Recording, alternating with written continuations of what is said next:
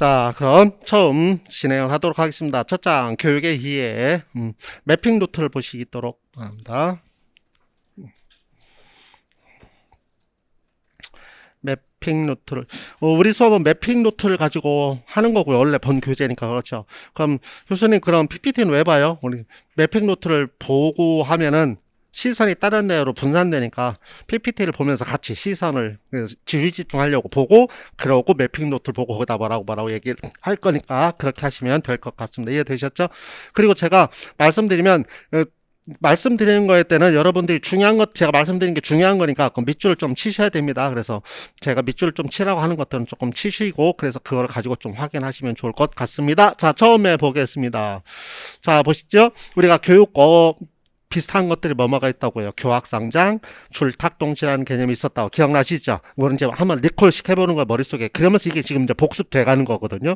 그러면서 이제 암기해 가는 거예요. 그래서 교학상장 서로 배우고 가르치는 것을 얘기한다고 그랬고요. 그래서 교사도 가르치면서 배울 수 있다. 그 다음에 줄탁동시는 사제 동행을 설명한다라고 말씀을 드렸죠. 자, 교재 보겠습니다. 교학상장 서로 가르치고 배우면서 성장한다. 그러고 거기 뭐라고 밑줄 좀, 교사도 공부가 필요하다. 요거 갖고 이제 논술할 때 이런 개념 갖고 설명을 하면 굉장히 좋다고 말이에요. 그래서 이제 5, 6월 달에는 논술, 팁, ET 이런 건 설명하지 않습니다. 3, 4월 때 했으니까.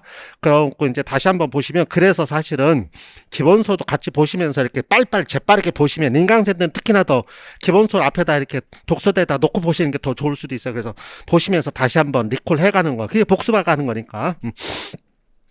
그래서 이 교학상장, 이제 교사도 공부가 필요하다라고 아까 말씀드렸고, 그 다음에 줄탁동시는 거기도 나와 있는 것처럼 교사와 학생이 함께 상호작용하는 것, 그래서 이상적인 사제지간을 얘기하는데 뭐를 얘기한다고? 사제, 밑줄, 사제동행.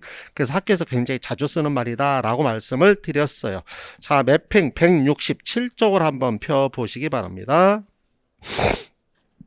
167쪽입니다. 167쪽에 협동학습이 나오죠. 그렇죠? 협동학습이 있습니다.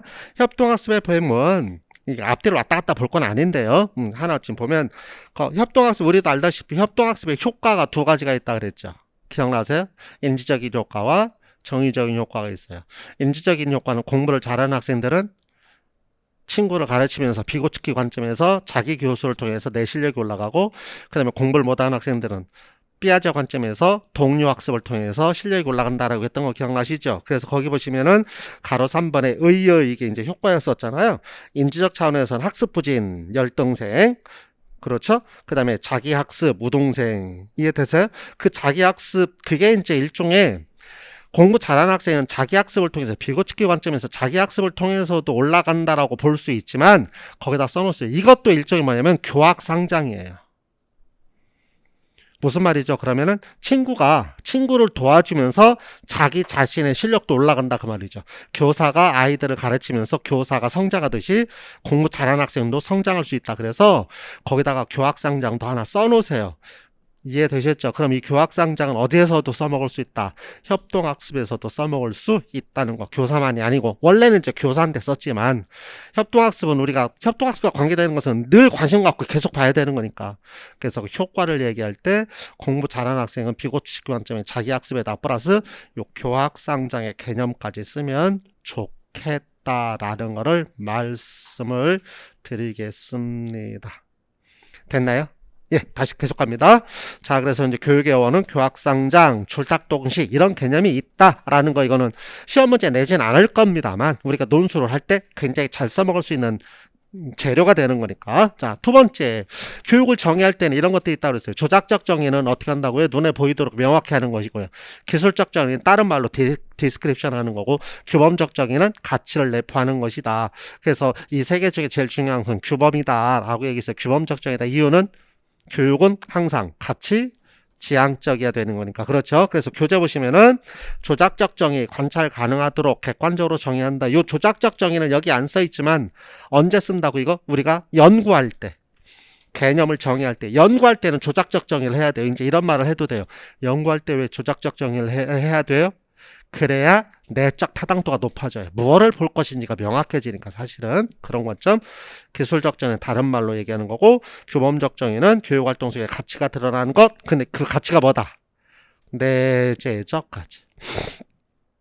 우리가 교육학에서 가치라고 얘기할 때는 전부 다 내재적 가치만을 의미합니다.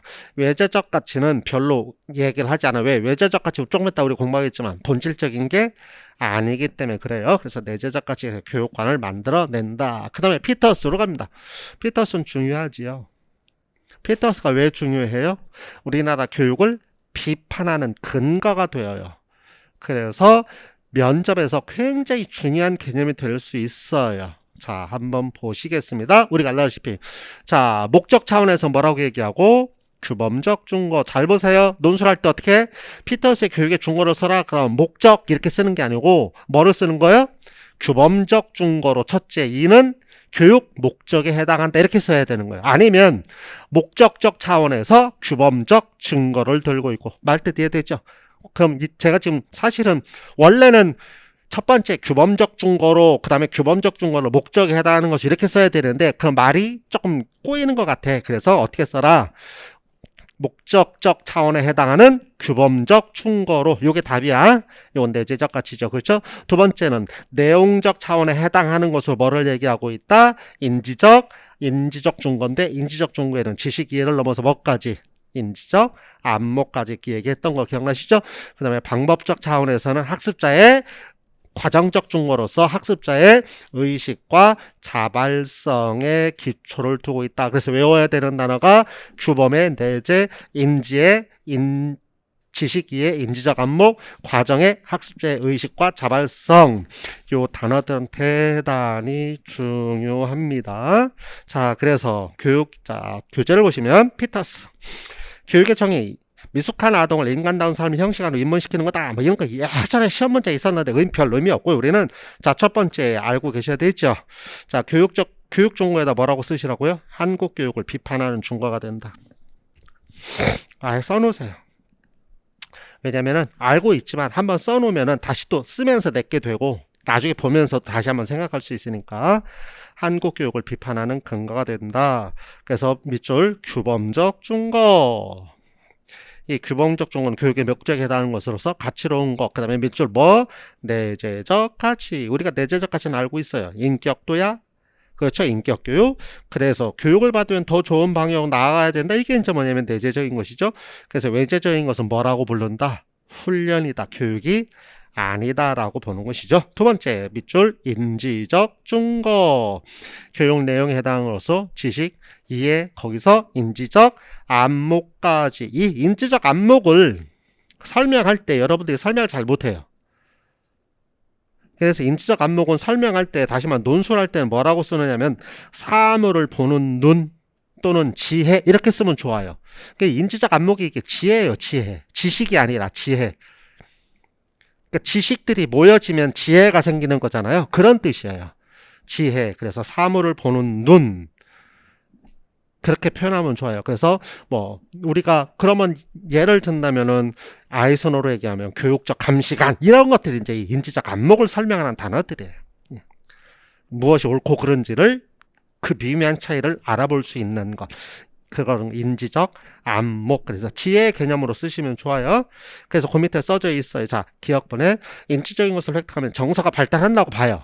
그래서 사실은 피터스가 공격받는 것 중에 하나가 뭐냐면은 정의적인 것을 소홀히 했다 이렇게 얘기할 수 있죠. 그쵸?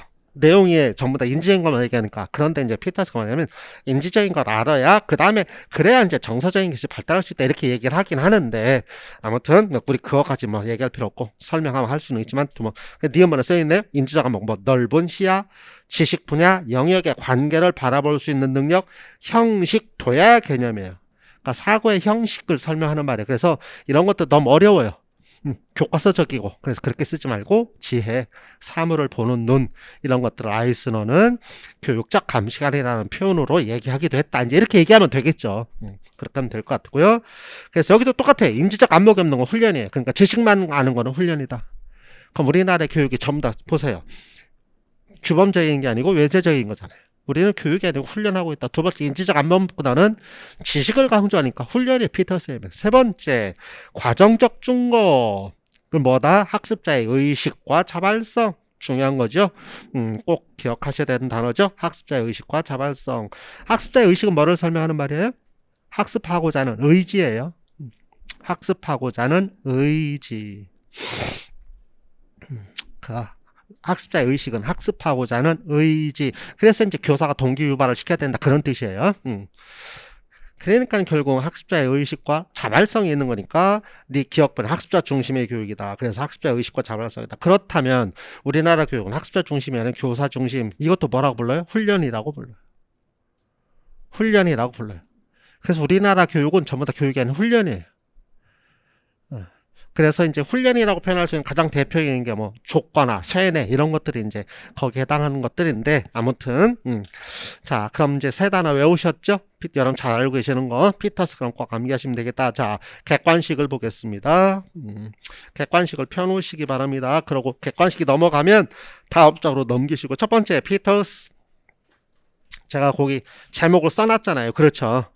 그리고 여러분이 이제 문제 답이 오른쪽에 있어요. 답을 체킹 안 하고. 그래서 문제를 풀어보실 분들은 풀어보시고 답이 오른쪽 하단에 있으니까 보시면 됩니다. 아셨죠? 다음 복귀에 해당하는 피터스의 교육 개념적 충고는 그랬어요. 자 보세요. 아무리 좋은 내용이라 하더라도 그것을 써있네. 학습자의 의지와 자발성, 의지, 학습자의 의식, 의지, 자발성, 뭐에 해당하는 거? 과정적 충고. 이해되셨나요? 그러면 자, 지금 우리가 이렇게 이제 다시 한번 객관식을 왜 보느냐 답을 찾는 게 아니고 과정적 충고라는 개념에는 학습자의 의식, 학습자의 의지, 자발성이라는 단어가 굉장히 중요하구나. 그렇게 본다면 규범적 충고가 시험 문제 내면은 뭐가 중요한 것이고 내재적 가치라는 말이 분명히 제일 중요한 키워드가 되겠다라는 걸 유추해낼 수 있다. 그 말입니다. 이해되셨죠? 무슨 말인가 이해되셨습니까? 자, 논술 문제를 하나 풀어보도록 하겠습니다. 26쪽입니다. 제가 나눠드린 걸 갖고 계신 분들은 인강생도 그렇고요. 책은 제가 몇 쪽이라고 말씀드릴 겁니다. 그리고 여러분들한테 제가 우리 교재에 있는 거 탐구 문제만 뽑아갖고 지금 나눠드릴 파일에 보면 다 페이지 수가 적어져 있고요. 그 다음에 조금 페이지가 26쪽이 아니라 다른 페이지 수가 하나 적어져 있는 게 이제 작년 책이니까 혹시 작년 책 갖고 계신 분들은 거기에 써 있는 걸로 보시면 되고요. 자, 26쪽에 봅니다. 다음 인용문을 읽고 물음에 답하시오. 당신은 이제 문자의 아버지로서 그거에 대해 편애를 하는 나머지 문자가 참으로 가지고 올 결과와는 반대되는 효과를 가지고 나를 설득하려 하고 있습니다. 중략. 당신은 그 발명품이 지혜에 도움이 된다고 말하지만 지혜, 그것을 배우는 사람은 지혜의 실제가 아닌 외양만을 가지게 될 뿐입니다. 너는 지혜라고 얘기하지만 아니다 그 말이죠. 그 발명품 때문에 사람들은 배움이 없이도 여러 가지들을 주워 듣게 되고 실제로는 아무것도 모르면서 많이 아는 것처럼 보이게 될 겁니다. 지혜가 없이 지식만 가지고 있다 그 말이죠. 참으로 지혜 있는 사람이 아니라 오직 스스로 지혜 있다고 생각하는 사람이 되어서 그들은 가장 곤란한 상태에 있을 것입니다. 두 번째, 자, 두 번째 맨 뒤에 누가 나와요? 피터스가 나오죠. 그쵸? 같은 맥락이에요. 머릿속에 피터스 그러면은 내재적 가치, 인지적 안목, 그 다음에 학습자의 의식과 자발성. 그러니까 지식 이해만 갖고는 되지 않는다 그 말이죠. 자, 사고의 형식. 사고의 형식은 뭐냐면 인지적 안목을 설명하는 말이에요. 사고의 형식이라는 단어. 형식. 내용이 아닌 뭐요? 우리가 공부했던 형식도야설에서 얘기하는 사고하는 힘. 그게 뭐냐면 지혜거든요. 사물을 보는 힘. 지혜예요, 지혜. 그게 형식이에요. 사고의 형식. 내지는 사물을 보는 틀에서 어느 것이나 반드시 그 자체의 사정 기준이 있다. 여기 사정은 이제 어세스먼트 하는 기준이 있다 그 말이에요. 그 사고의 형식 안에 들어와 있다는 것은 그 기준을 이해하고 소중히 여긴다는 뜻이다. 암기가 아니다 그 말이지. 이러한 헌신이 없을 때 사고의 형식이란 거의 무의미해진다. 우리는 헌신이나 소중히 여기는 태도를 했다는 점에서 외적인 지식만 가진 사람을 교육받은 사람이라고 부르지 않을 것이다. 외적인 지식만을 가진 사람이 아니다. 지식에다 뭐가 필요하다? 인지적 안목이 필요하다. 지금 그거 얘기하려는 거잖아. 지금 문제를 보면서 이렇게 접근을 하는구나. 그러니까 결국은 인지적 안목의 개념 갖고 지금 접근했단 말이야. 마지막에 뭐라고 써있다? 외적인 지식만 가진 사람은 교육받은 사람이 아니다. 지식에서 더 나아가서 뭐까지 필요하다? 인지적 안목까지. 피터스 제자가 누구냐면 허스트라는 사람이 있어요. 우린 공부하지 않았는데 교육 철학을 공부할 때는 피터스를 공부하면 그 다음에 허스트를 얘기하거든요. 뒤를 공부하면 그 다음에 킬팩트릭을 얘기하듯이 허스트라는 사람이 지식의 형식이라는 단어를 써요. 인지적 안목을 가지고. 근데 이건 어디서 온 단어예요? 지식의 구조에서 온 단어예요. 같은 것들이에요. 지식의 구조. 지식의 구조가 뭐예요? 핵심이 되는 거. 그거를 이해하고 있어야 된다. 낱낱의 지식이 아니라. 인지적 안목을 키워줘야 된다. 똑같은 말이거든요. 그래서 1번에 위 두 인용문은 지식교육의 난점을 공통적으로 지적하고 있다. 지식교육의 난점 인지적 안목을 소홀히 하고 있다. 그 말이죠. 그럼 여기서는 우리는 지금 답을 찾으려는 게 아니다. 뭐다? 피터스는 모름지기 지식의 안목, 인지적 안목을 설명하지 않으면 시체가 되는구나. 그럼 뭐야? 결국 이런 걸 보면서 대단히 중요하구나. 외우지 않을래야 안 되겠구나. 나 안 외우려고 그랬는데 에이씨 할 수 없이 외워야 되겠네. 이해됐죠? 그거 확인하자는 거예요. 답을 찾자는 게 아니고. 우리가 지금 여기서 하는 건 답을 찾자는 게 아니고 보세요. 다시 뭘 하려는 거예요? 기출은 뭘 하려는 거예요? 이거? 핵심 개념이 뭔가를 확인하기 위해서 기출 분석하는 것이지 기출 문제 풀려는 거 아닙니다. 문제풀이 아닙니다. 우리 아셨죠? 그래서 지식의 구조. 그럼 여기 나와 있잖아요. 교육 차원에서는 인지적 안목 대단히 중요하고 아까 객관식에서 나왔고 의식, 의지와 자발성 그 다음에 목표를 얘기할 때는 내재적 가치를 얘기할 수밖에 없겠다. 나머지 문제들은 그냥 이제 소설 쓰면 되는 거니까 됐죠. 중요하구나. 오케이. 그 다음으로 넘어가겠습니다. 자, 네 번째 교육의 규범적 정의. 자, 규범적 정의로 오면 이거는 이제 빨리빨리 가도 되죠. 주입으로서 교육은 옛날 고대 시대에 있었던 것이고요. 그렇죠? 그래서 회초리 들고서만 해야 되는 거고. 두 번째, 주용어로서 교육은 어디서 꼭 얘기해야 되는 거? 행동주의. 행동주의는 주용어로서 교육관, 쉐이핑이 여기 된다. 그러니까 주용어로서 교육관을 얘기할 때는 교사 중심이 된다. 근데 이 주용어로서 교육관은 행동주의에서 얘기한 건데 지금 여기서 얘기하려는 게 아니고 사실은 얘는 어디에서 써먹으려고? 기능론. 기능론은 주용어로서 교육관을 갖고 있다. 그래서 기능론의 제일 단점이 뭐냐면 완벽하게 교사 중심이다. 이렇게 얘기하는 거예요. 이해되셨죠? 그거 그때 써먹을 거예요. 사실 이거보다는. 자, 세 번째 도야로서 교육관 우리 알고 있죠. 도야로서 교육관이 대단히 중요하죠. 이것들 중에 제일 중요한 거예요. 도야로서 교육관. 근데 도야로서 교육관은 이 도야의 점을 찍어야 돼요. 도야. 그래서 철학적 배경 우리 능력심리학에 두고 있죠. 로크에. 근데 도야로서 교육관을 혹시 설명하게 되면 능력심리학을 설명할 때는 무슨 단어 갖고 꼭 설명해야 돼요? 부소능력 갖고 설명해야 돼요. 다른 거 갖고 설명하면 안 됩니다. 그래서 머릿속에 능력심리학은 부소능력. 왜 능력심리학에서 능력을 설명해야 되는데 그 능력이 뭐라고? 부소능력. 알겠지? 지금 부소능력 같은 걸 자세히 설명할 거는 아니고 다 했었던 거니까 그래서 머릿속에 다시 한번 확인해 가는 거예요. 목적은 인격 완성에 있고 내용은 교과고요. 근데 방법이 뭐다? 도야로서 교육관에서는 여기에 방점이 찍혀요. 방법에. 그래서 제가 도야가 방점이 찍힌다고 그랬죠. 그럼 여러분 책에다가 도야에다가 점점 이렇게 찍어 놓으셔야 됩니다. 여러분 책에다 도야 위에다 점점 이렇게 도야에다가 점점 찍어 놓으시면은 오케이. 도야를 강조하는 거다. 훈련, 반복. 근데 보실까요?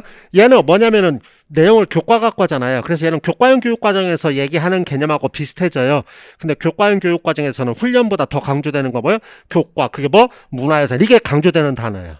근데 도야로서 교육과는 이걸 강조하는 건 아니고요. 왜냐면 목적 내용 이렇게 썼으니까. 그래서 그게 뭐다? 이거 얘기하려는 거죠. 전이론. 이게 강조되는 단어, 전이론, 형식, 도야설. 여기서 형식은 뭐? 부소 능력. 여기 형식에다 써놓으시기 바랍니다. 부소 능력. 교재 보겠습니다. 이거 개명 자실험까지 본 다음에 하겠습니다. 자, 우리 교재 보면서 다시 설명할 거니까 그 다음에 성장수 교육과는 겸용교육과정이고 뭐 학습자 흥미를 얘기하는 거고 넘어가겠습니다. 뭐 자연주의 전통에 넘어가고 자연주의 넘어가고 나중에 그러면 계명학습 교육과는 학문형 교육과정에서 여기 계명학습 교육과는 학문형 교육과정인데 이렇게 두 개가 써 있는 거 이제 이해되세요? 학문은 내용이 있고 그걸 탐구하는 방법이 있다고 했던 거 기억나시죠? 그래서 이 두 가지를 기억해야 되는 거죠. 학문형 교육과정은 지식의 구조와 발견, 학습. 그 다음에 자아실로서 교육과는 자아실 어디에서 얘기하는 거? 인간 중심에서 얘기하는 거. 자아실현, 철학적 배경이 실존주의에 있다는 것까지 얘기를 했습니다. 교재 보시도록 하겠습니다. 자, 교재. 자, 주형으로서 교육. 이 주형으로서 교육은 일종의 교화예요. 교화는 뭐하고 같은 단어요? 세뇌교육하고 같은 단어거든요. 일종의 교화. 뭐 넘어가고요. 주형으로서 교육은 아까 얘기했죠. 행동주의다. 그리고 거기 보니까 뭐 써있어요? 쉐이핑, 백지설. 이 주형으로서 교육관이 백지설, 로크의 백지설의 영향을 받아서 만들어진 거예요. 그걸 읽으려고 거기 써있죠? 기능론적 입장 밑줄 좀 쳐놓으시고요. 그래서 주형으로서 교육관 밑줄 행동주의, 그 다음에서 주형으로서 교육관, 그 다음에 도야로서 교육, 도야로서 교육, 도야. 그럼 선생님 형식은 뭔가요? 도야로서 교육에서는 지금 형식을 강조하고 있잖아. 그렇죠? 그치? 그럼 교수님 그러면 형식은 뭐예요? 제재요, 제재. 도야를 하는 제재. 무엇을 도야할 거냐? 훈련을 무엇을 갖고 할 거냐? 뭐를 갖고 훈련한다고? 형식. 형식을 갖기 위해서 도야하는 거야. 말뜻 이해되셨습니까, 이제? 형식이 사고하는 힘이잖아요.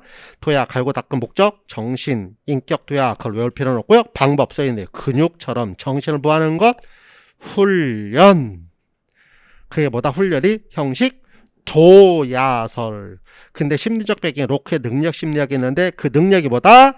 부소 능력. 이 부소 능력이 뭐다? 형식이다. 오케이. 그래서 두 가지가 합해진 거예요. 이제 형식을 도야. 알겠죠? 써놓으셔도 됩니다. 형식을 도야. 그래서 도야로서 교육과는 형식을 도야라는 말입니다.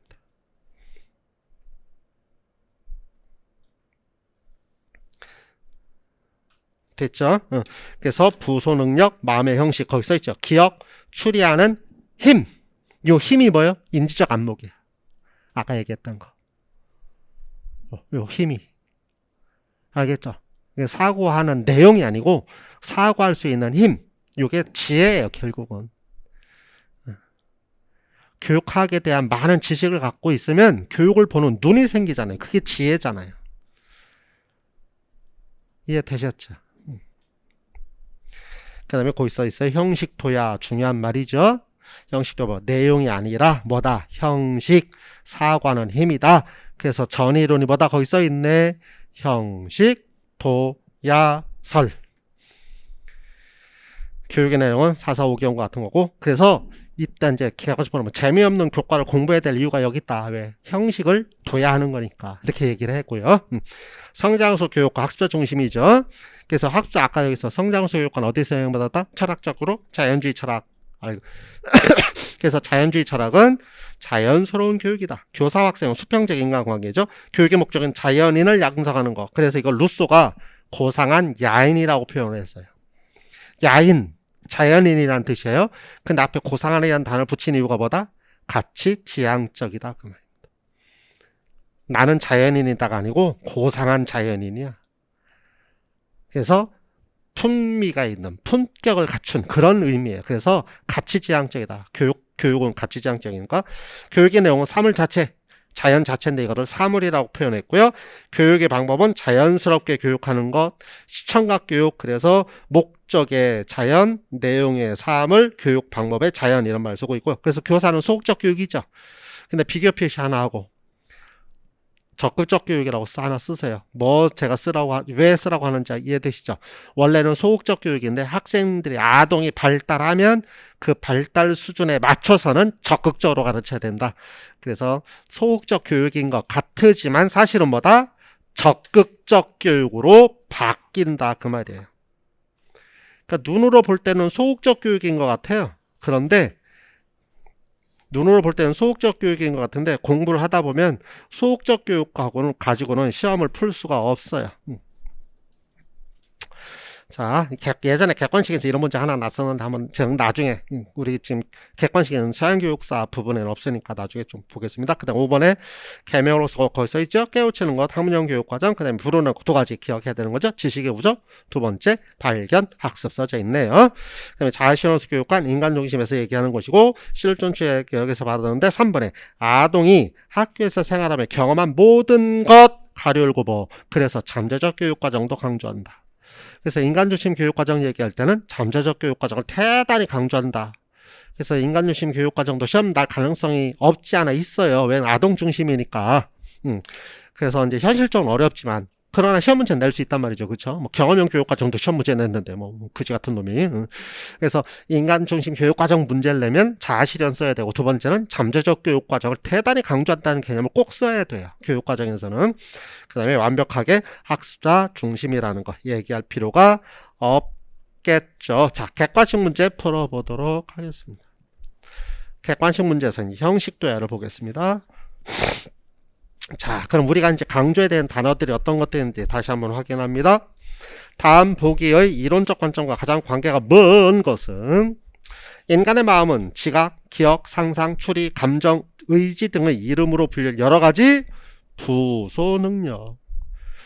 자, 시험 문제 내는데 부소 능력이라는 단어를 사용하는구나. 그 얘기는 우리가 논술할 때도 사용해야 되겠구나. 알겠죠? 그래서 이제 제가 객관식을 읽으면서 조금 톤이 높아지고 천천히 읽는 것들은 밑줄을 팍팍 쳐놓으셔야 됩니다. 그래서 형광펜 가지고 밑줄 쳐놓으시면 좋아요. 그럼 눈에 금방 들어오니까. 자, 부소 능력들로 이루어지면 이것들은 우리의 몸의 근육과 마찬가지로 훈련. 그럼 부소 능력이 뭐고? 형식이고 훈련이 뭐고? 도야. 알겠지? 그거 거기다 써놓으면 되잖아. 부소 능력은 형식, 훈련은 도야.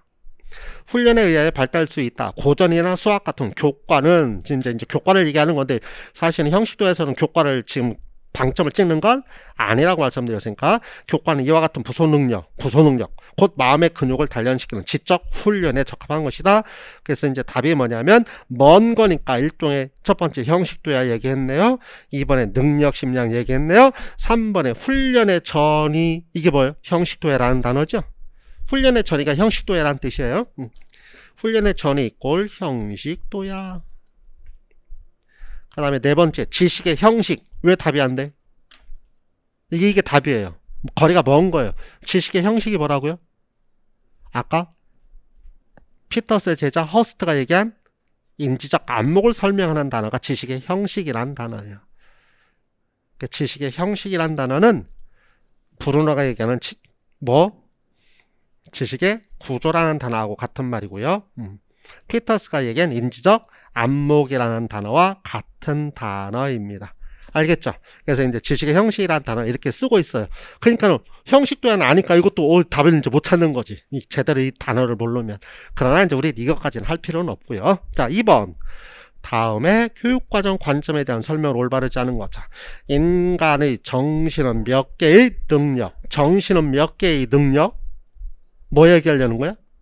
능력, 심리학 지금 얘기하려는 거잖아. 그치? 능력들로 이루어져 있고 이 능력들을 단련하는 데는 적합한 교과가 필요하다.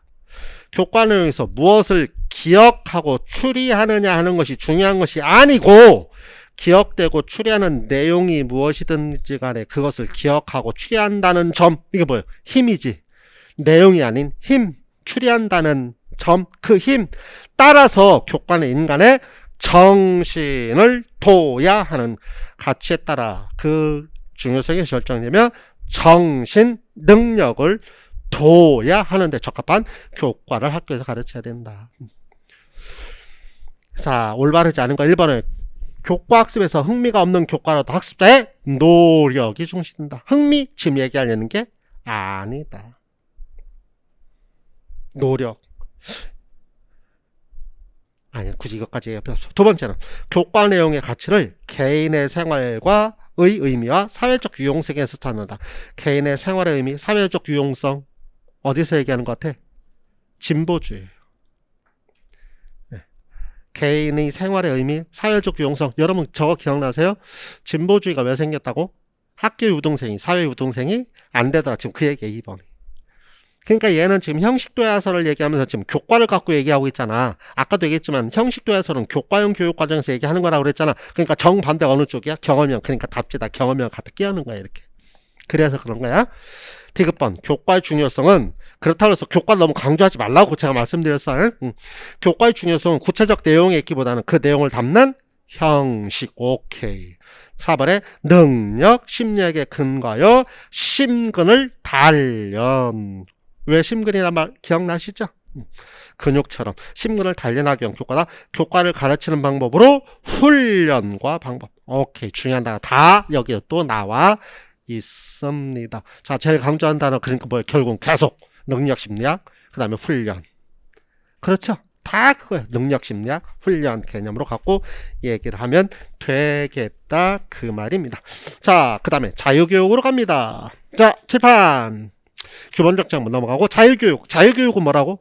여기서 자유인을 위한 교육, 정신적 자유. 그래서 자유인이 누구라고? 정치인. 정신적 자유는 교양교육. 그러니까 자유교육은 뭐를 얘기하는 거? 정치인을 기르기 위한 뭐를 얘기하는 거? 인격 완성을 얘기하는 게 자유교육이에요. 자유교육은 도야로서 교육관하고 비슷해요. 도야로서 교육관도 뭐니까? 인격 완성의 목적이 있으니까. 그런데 도야로서 교육관은 인격 완성의 방점이 아니고 뭐의 방점이 있다고 그랬어? 훈련. 지금 계속 풀었어요. 인격 완성 갖고 얘기된 게 아니죠. 계속 훈련. 능력 심리학. 능력을 훈련. 그게 뭐예요? 형식 도야. 머릿속에 넣으시면 되지. 형식 도야 두 가지. 그 능력심 그 형식 도야로서 교육관에 다시 써요. 형식 도야. 그리고 형식 끊고 도야. 방점을 다 찍어놔야 돼. 형식 도야.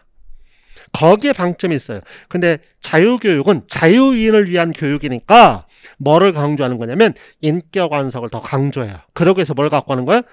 교과예요. 다 똑같아요. 옛날부터 이어오던 인격 완성 전부 다 뭘 갖고 있어요? 교과 갖고 있어요. 그러니까 피터스가 잘못됐다고 얘기하는 거예요. 교과 가지고 내용만 공부했지 문제다. 암기하는 게 문제다. 그게 아니고 인격을 완성해야 되는데. 이해되셨죠?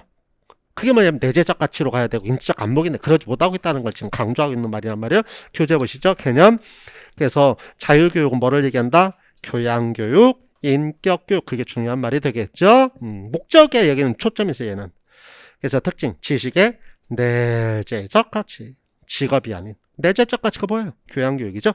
이 지적 능력을 배양하는 거고 이성을 중시하는 도구는 뭐다? 교과를 가지고 하더라. 거다 표시해 놓으세요. 자유교육은 방법에는 관심이 없다. 방법에는 관심이 없어요. 자유교육 자체만 갖고는요. 이 자유교육을 얘기하는 사람이 누구냐면 아리스토텔레스부터 얘기하거든요. 아리스토텔레스는 여러분 알다시피 어떤 방법을 써야 된다는 거 우리가 공부하면서 있었나요?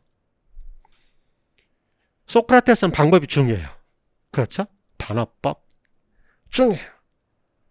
플라톤은 방법은 변증법이라는 개념이 있는데 그걸 많이 강조하지 않고 플라톤은 이상을 얘기하는 개념이잖아. 근데 아리스토텔레스는 그 이상을 현실 속에서 어떻게 실현하느냐 하기 위한 중용을 얘기해요. 그래서 어떤 구체적 방법을 그렇게 강조하진 않아요. 그게 똑같아요. 그런데 자 다시 한번 그런데 거기다 썼어요. 방법엔 별 관심이 없다고 그 비교 표시하고 형식 도야설은 방법의 방점이 방법. 형식 도야설은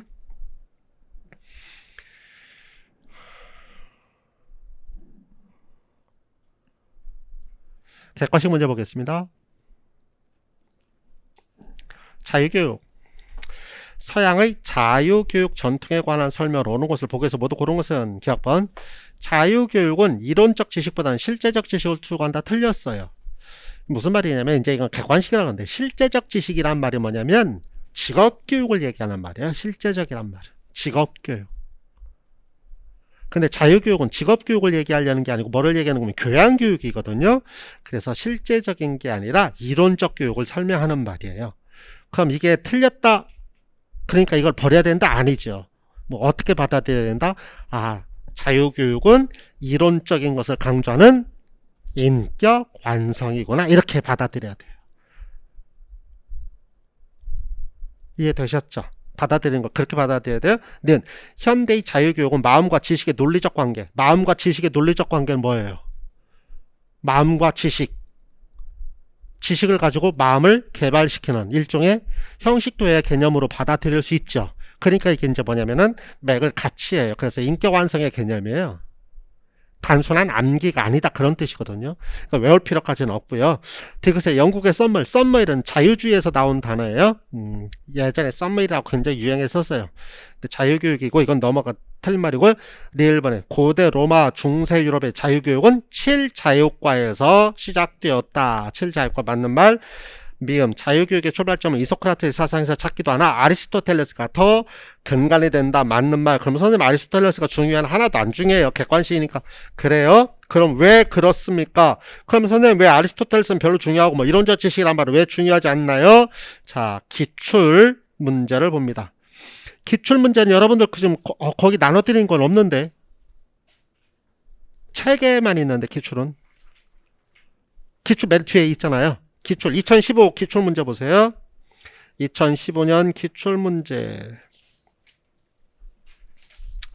15년 기출 문제 기본서에 있어요. 그래서 그 기출 문제까지 거기 다 담아드리기가 뭐해서 그것까지 담아드렸어야 되나? 기출 문제까지. 인강생들은 기출문제까지 다시 담아서 저거를 다시 파일을 보내줘야 되나? 자, 기출문제 봅니다. 찾으셨죠? 제시문, 다음은 A중학교 학교교육 계획서 작성을 위한 워크숍에서 교사들의 분임토의 결과의 일부를 교감이 발표한 내용이다. 이 내용을 바탕으로 A중학교가 내년에 중점을 두고자 하는 교육 목적을 자유교육 관점에서 동하고 그만했습니다. 지금 이걸 보려는 거예요. 다 푸는 게 아니에요. 그 해당하는 것만 풀 거예요. 자, 지금 자유교육을 어디에서 보라고요? 교육 목적을 논하는 관점에서 그랬어. 그러니까 자유교육은 목적에 관심이 있는 거예요. 방법에 관심이 있는 게 아니에요. 아까 형식도에서는 목적이 아니고 방법에 관심이 있다고 그랬죠. 그래서 얘는 목적에 관심이 있어요. 그러니까 이렇게 시험 문제를 내는 거예요. 그리고 아까 우리 객관식에서도 어떻게 해야 되는가가 있지 않고요. 그렇죠. 기억번은 목적이 중요한 거니까 목적을 바꿔놓고 그걸 오답으로 만들었던 거란 말이야. 실제적 교육이라고. 자, 밑에 봅니다. 이번 워크숍은 우리 학교 교육에서 드러난 몇 가지 문제점을 확인하고 개선 방안을 제시하는 방식으로 진행되었습니다. 주요 내용을 발표한 당했습니다. 먼저 교육 목적에 관한 문제점과 개선 방안입니다. 잘 보세요. 우리 학교는 학생들이 합리적 정신을 개발하기 위해, 합리적 정신은 뭐예요? 형식이야. 이게 형식이란 말이야. 합리적 정신이니까. 정신을 둬야 하는 거, 형식도란 말이야. 합리적 정신을 개발하기 위해서, 잘 들어보세요. 지식교육을 추구해 왔습니다. 지금 말뜻 여기까지 이해되세요? 그런데 지난해 도입된 국어, 수학, 영어 교과에 대한 특별 보상제 시행으로 이들 교과의 성적은 전반적으로 상승하였지만 학교가 추구하고자 하는 것과 달리 반별 경쟁에서 이기거나 포상을 받기 위한 것으로 교육 목적이 왜곡되는 경향이 있었습니다. 이러한 교육 목적의 왜곡으로 인해 교사는 주로 문제풀이식 수업이나 주입식 수업을 하게 되었고 학생들은 여러 교과에 스며 있는 다양한 사고방식을 내면하지 못한 채, 다양한 사고방식, 지식의 형식, 그걸 하지 못한 채 그런 결과가 초래했습니다. 이러한 문제점을 보완하기 위해서 내년에는 교육 개념에 충실한, 교육 개념 중에 대표적인 사람은 이제 피터스를 얘기하는 거겠죠. 아무튼 충실 중에, 즉 자유교육의 이상을 구현하는 데 중점을 두고자 합니다. 자, 교육의 목적을 어디로 가고자 한다? 자유교육. 지식의 형식을 강조하려고 했는데 내용만 강조하고, 그래서 학생들이 학력은 올라갔지만 마음을 개발하는 데는 실패했다. 그거를 자유교육에 대해서 써라. 자, 밑에 배점. 자유교육의 관점에서 뭐라고 써 있어요? 교육 목적 논술. 그렇죠. 그 한마디로 얘기하면 여기서 답은 뭐예요? 교양교육, 전행교육. 아니면 제시문 갖고 얘기하려면 지식의 형식. 그거 얘기하려는 거예요. 다른 거 없어요. 그래서 자유교육은 지금 좀 전에 말씀드렸지만 뭐에 초점을 두고 있는 것이다. 목적에 초점을 두고 있는 것이다. 이해되셨습니까? 자, 지금 이제 잠깐 우리 한 40분 정도 수업했는데 어떻게 수업 진행돼 가는지 이해되시죠? 그럼 오케이, 어떻게 진행되겠다. 지금 시간이 55분, 그러니까 10분 쉬었고 계속 하겠습니다.